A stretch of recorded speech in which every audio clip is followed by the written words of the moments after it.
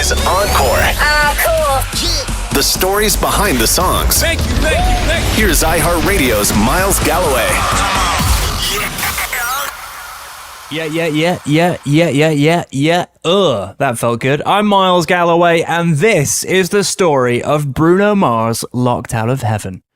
There aren't too many global superstars out there who got their start impersonating Elvis at the age of 2, but that's exactly how Bruno Mars began his career in music. Yes, you heard me right. Bruno Mars began entertaining while he was still in diapers, and I'm going to assume it all happened pre-potty training.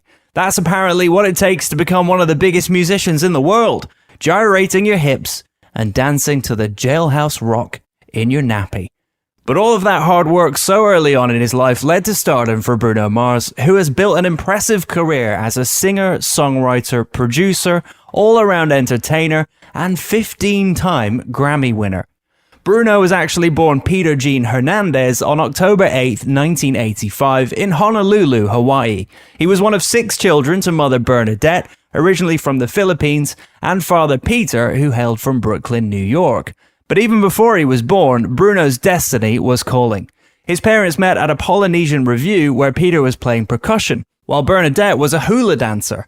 Baby Peter was quickly christened with the nickname Bruno because he was chunky, like one of his father's favorite wrestlers, Bruno Sammartino. Basically, from the day he was born, Bruno was preparing for a life immersed in music, with a bedroom full of instruments including a child-sized drum set, a guitar, and piano. But before he was anything, Bruno was Elvis Presley, reincarnated as a preschooler.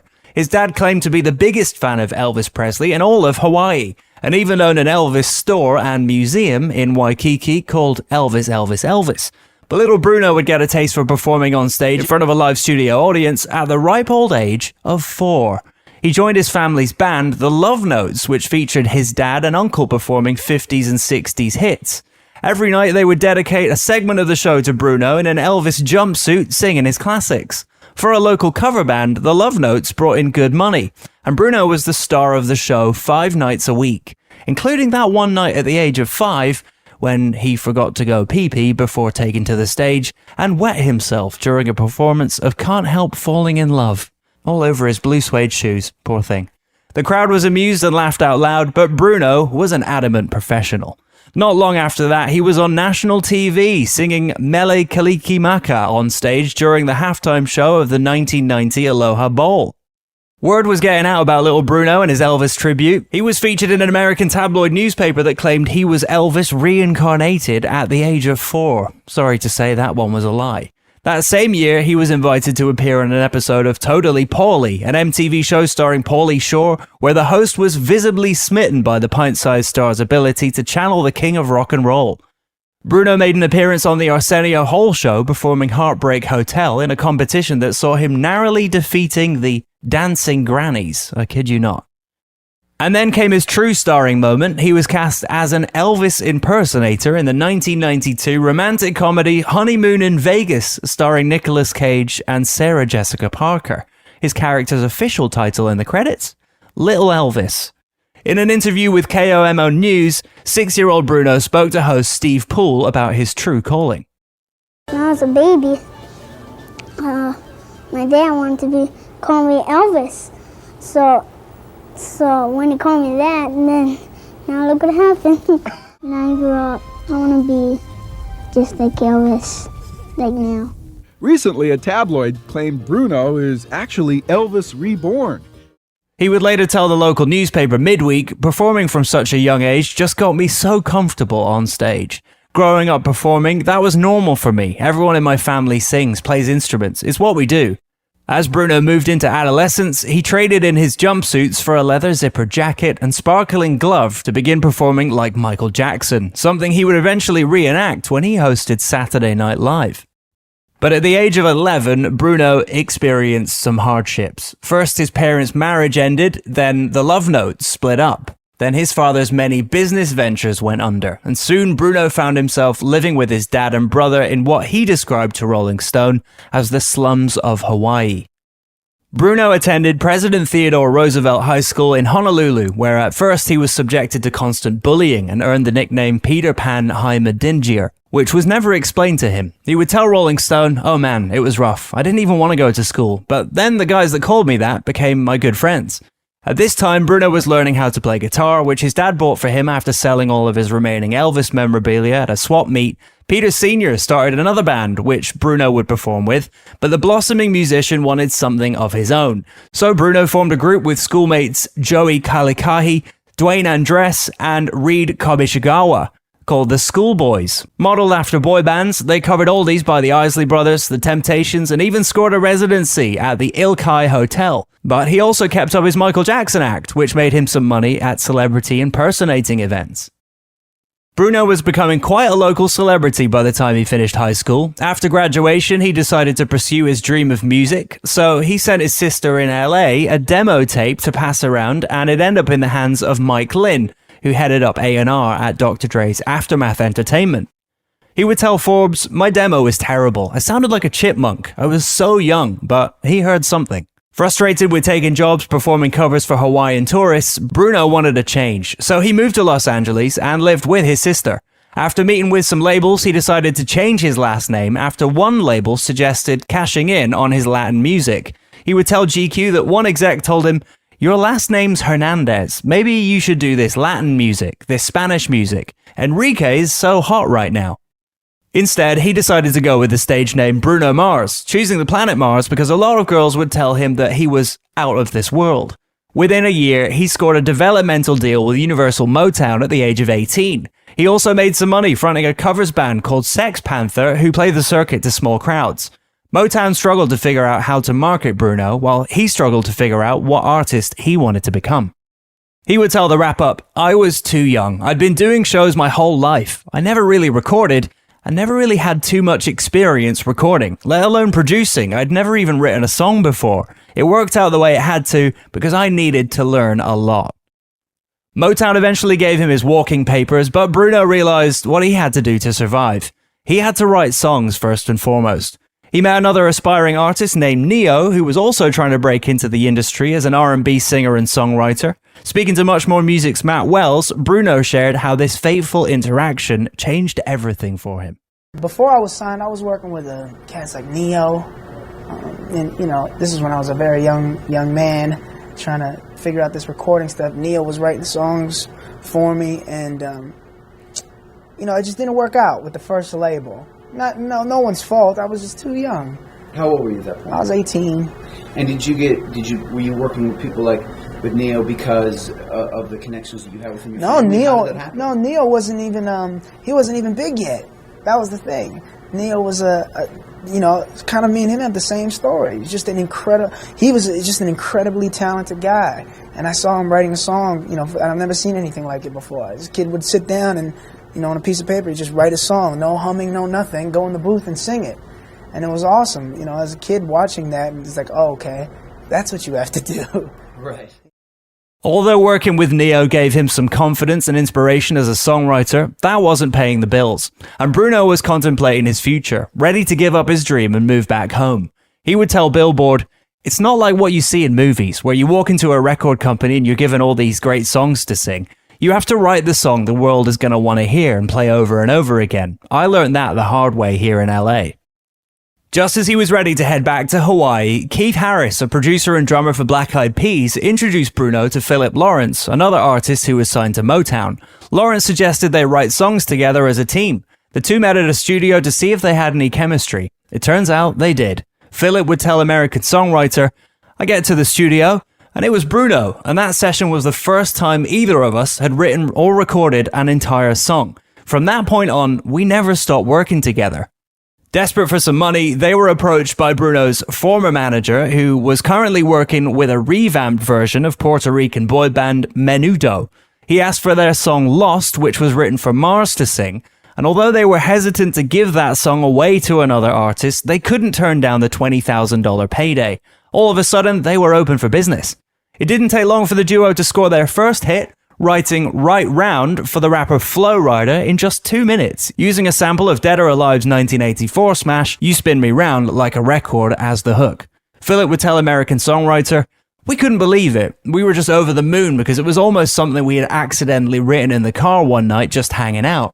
That night we went to the studio and recorded it. The turnaround was unbelievable. For the sake of being corny, it was a dream come true. We had struggled for years in LA to make a name for ourselves, and finally we began to do that with that song. Bruno would tell Much More Music's Matt Wells all about it. And we got lucky with the song Right Round.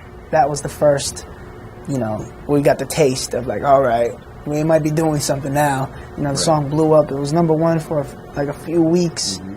And, as happy as we were, it wasn't a song that we could claim, like, yeah, we wrote, it was a cover, basically. But we had a little piece of it. The duo would soon turn into a trio when they invited another producer-songwriter, Ari Levine, into the fold. Ari worked as an engineer at his own Levcon Studios, where they'd knock out recordings whenever they liked. Hence the production team, known as the Smeezingtons, was born. About that name, the Smeezingtons, Bruno would explain to Entertainment Weekly, "We used to always say in the studio, yo, this is going to be a smash. And then it turned into, this is a smeeze. Then, this is a Smeezington. We were just like, we should just base our whole situation upon this word. How great would it be if record labels were like, we have to get the Smeezingtons involved." And it didn't take long for record labels to start saying exactly that. We have to get the Smeezingtons involved. They were brought in to co-write a song with Somali-Canadian rapper Kanan called Waving Flag, which not only became a massive hit in Canada, it was also re-recorded for Coca-Cola, who used it as the anthem for the 2010 FIFA World Cup. And the hits kept on coming for the Smeezingtons, and they felt it was finally time to showcase Bruno Mars as a singer, not just a songwriter. They went into the studio with rapper B.O.B. and Travie McCoy, frontman for the Gym Class Heroes, to work on some ideas. From those sessions came not one, but 2 top 10 hits. The first was the first official single for B.O.B. called Nothing on You, which used the hook from Prince's The Most Beautiful Girl in the World. The second was Travie McCoy's Billionaire. Both songs would be pivotal in launching Bruno's solo career. It was really Nothing on You. We really put a lot of love in. And Bob did his thing, and we just really believed in that song. I thought it was such a good song. We were just crossing our fingers that it would do something like what Right Round did and connect with the world. Bruno Mars was now ready for his turn. Asked by The Village Voice about the appearances on his hit songs with B.O.B. and Travie McCoy, he admitted, "Yeah, I'm the featuring guy, but you know what? I think those songs weren't meant to be full-sung songs. If I'd sung all of Nothing on You, it might have sounded like some 90s R&B, and so Bruno was looking to forge his own path and create a sound of his own." That came with his debut single, Just the Way You Are, inspired by love songs such as Sinead O'Connor's Nothing Compares to You and Joe Cocker's You Are So Beautiful. Bruno told Channel 4 Music, "I'm a big fan of simple songs. When we wrote Just the Way You Are, I wasn't thinking of anything deep or poetic. I was just telling a story. Get ready to fall in love." Simple worked. Released on July 20th, 2010, Just the Way You Are crossed the formats of pop, R&B, and adult contemporary, which helped it reach #1 in the US on Billboard's Hot 100, as well as #1 in Canada, the UK, and other parts of the world. At the 2011 Grammy Awards, the song would earn Bruno his first Grammy for Best Male Pop Vocal Performance. Of course, just because Bruno is now officially a solo artist, that didn't stop the Smeezingtons from producing for other artists. Just a month after Just the Way You Are dropped, the producers scored another massive hit that summer with a song for CeeLo Green called Fuck You, or if you prefer the clean version, Forget You here in North America, and F You over in the UK. Thank goodness for radio edits. Originally, Bruno offered CeeLo Just the Way You Are, but instead they felt Fuck You was the better fit. A wise choice. Despite the vulgarity of the song's title and chorus, CeeLo and the Smeezingtons had another #1 hit on their hands. The song was everywhere. Bruno told Much More Music's Matt Wells that initially they weren't sure if CeeLo would be interested. We had that before we had that, and we were a little nervous to sing that for him. We had I See You Driving Around Town with the Girl I Love, Fuck You. Right.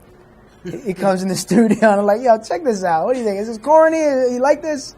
And we sang it for him, and he said, that is beautiful. He said, let's go with that. He goes, watch this. I'm sorry, I can't afford a Ferrari, but that don't mean I can't get you there. And then it was really like, man, it was one of the best collaborations. I wish we had a video camera in there, because we finished the song in one day, and it was just so smooth, and he's such an incredible artist. We were getting the chills when he started singing it. And, I'm so happy people dig the song. But Bruno's world would come crashing down on September 19th, 2010, when he was arrested for cocaine possession following a performance at the Hard Rock Hotel Casino in Las Vegas. Hotel security discovered him with 2.6 grams of cocaine. In the end, he pleaded guilty to felony drug possession, paid a $2,000 fine, did 200 hours of community service, and completed a drug counseling course. The timing couldn't have been worse for a brand new artist looking to get his career off the ground. 3 years later, he would recount the arrest, telling GQ, "I was young, man. I was in Vegas. I wasn't thinking. I was given a #1 record and I'm out doing dumb shit. I try every day to forget and keep pushing." Bruno managed to juggle his songwriting duties with the Smeezingtons while establishing his solo career, though. Just the Way You Are served as the lead single from his debut album, Doo-Wops and Hooligans, which was released in October 2010. Along with it came a second single, Grenade, a song in which he says he'd take a grenade, a bullet, or jump in front of a train to save a woman who doesn't love him back. Mars admitted that he was a bit of a drama queen on the song, but to me that just sounds like good old chivalry. According to the Smeezingtons, it was the hardest song on the album to write, but the work paid off. Grenade became another #1 hit on the Hot 100 and earned Grammy nods for Song of the Year, Record of the Year, and Best Pop Solo Performance. His album, Doo-Wops and Hooligans, meanwhile, also earned some Grammy nominations and kept it steady on the charts worldwide, eventually selling more than 10 million copies, an unheard of amount for a new artist in the era of digital music.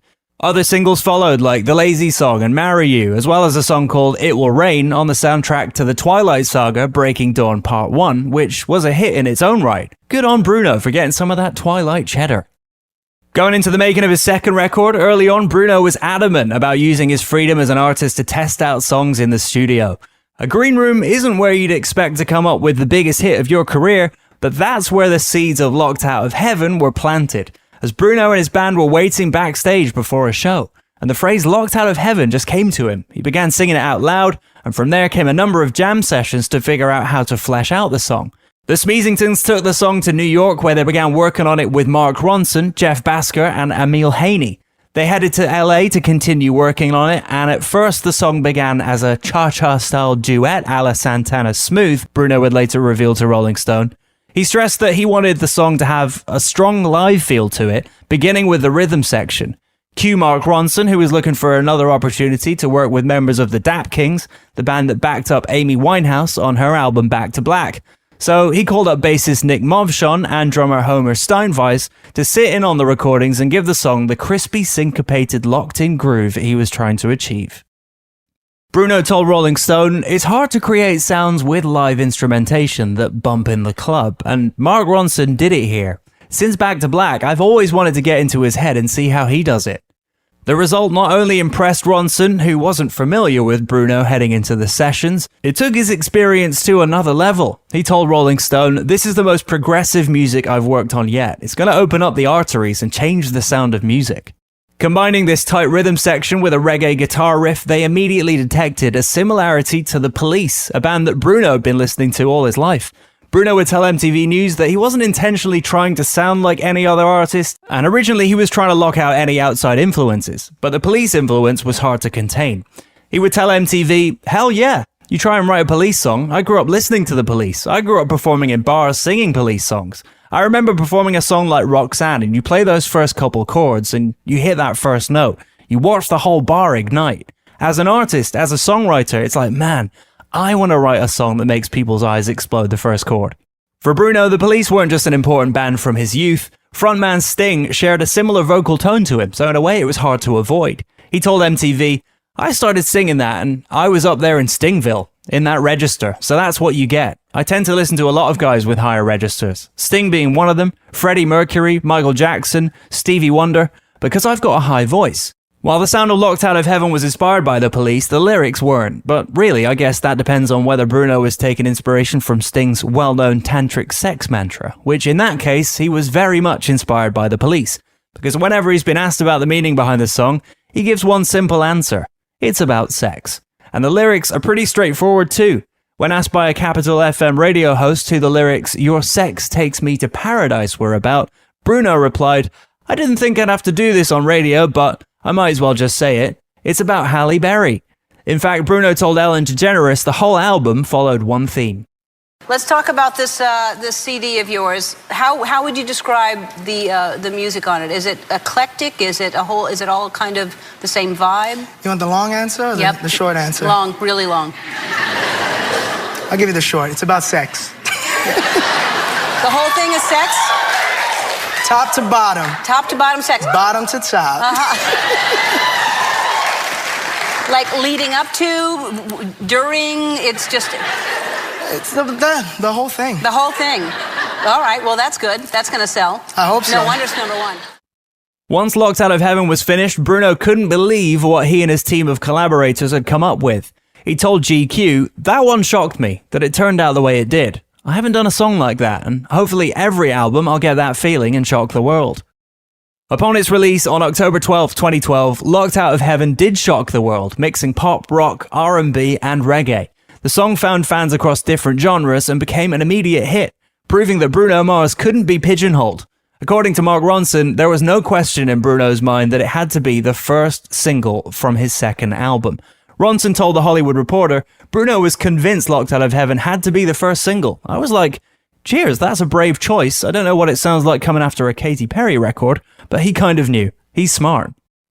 The song quickly reached number 1 on the Hot 100, where it would sit for 6 straight weeks. It also topped the charts in Canada, Mexico, Poland, and Hungary. It would later get Grammy noms for Song of the Year and Record of the Year, and launched the success of Bruno's second album, Unorthodox Jukebox, which would become his first number 1 album in the US. The album earned its name from its diverse range of influences, throwing the listener a new sound with each song, be it rock, pop, soul, R&B, funk, electro, reggae, doo-wop, or disco. He would explain the title to Rolling Stone, saying, "Before I got signed to my current label, executives would always tell me what I did was too all over the place, too unorthodox. They couldn't imagine what radio station would play my stuff. I was thinking about this in my head when I started the album, so I decided to go into the studio and do whatever I wanted." Unorthodox Jukebox would go on to win Best Pop Vocal Album at the Grammy Awards, but not before Bruno gave the world what they wanted, a performance of Locked Out of Heaven with the one and only Sting. The frontman for The Police joined Bruno and his band, playing bass and singing a verse and the chorus. It was such an unforgettable moment that it even had everyone from Taylor Swift to Adele dancing and singing. Heck, Jay-Z even nodded his head a few times. Is there a better seal of approval than that?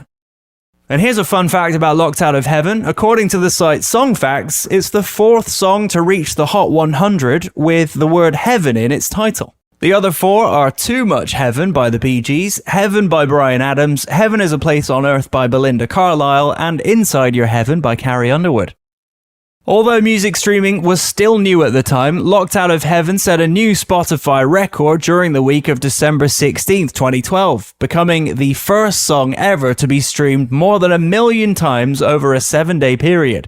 Obviously times have changed, but to be fair, Spotify wasn't even available in Canada until 2014. The music video, directed by Cameron Duddy and Bruno Mars, has since joined the Billion Views Club, currently sitting at 1.1 billion views on YouTube. The success of Locked Out of Heaven helped Bruno become the first male artist in nearly 50 years to have his first 4 number 1 singles on the Hot 100 in just 2 years, matching Bobby Vinton, who achieved this in the 1960s. When he played the Super Bowl 48 halftime show, guess what song he chose to kick things off? Yep, none other than Locked Out of Heaven, which was preempted with a pretty badass drum solo, might I add. Yes, Locked Out of Heaven was a pivotal moment for Bruno Mars' career, but let's not forget that without it, Bruno may have never given us the next big hit he wrote with Mark Ronson, a little song called Uptown Funk, which you might have heard once or twice or 3,000 times, but the story behind that song is for another time. I'm Miles Galloway, and that was the story of Bruno Mars' Locked Out of Heaven on Encore, with new episodes every Thursday. Encore is an iHeartRadio Canada podcast. Subscribe to this podcast on iHeartRadio or wherever you get your podcasts. Download the iHeartRadio app for more great podcasts just like these.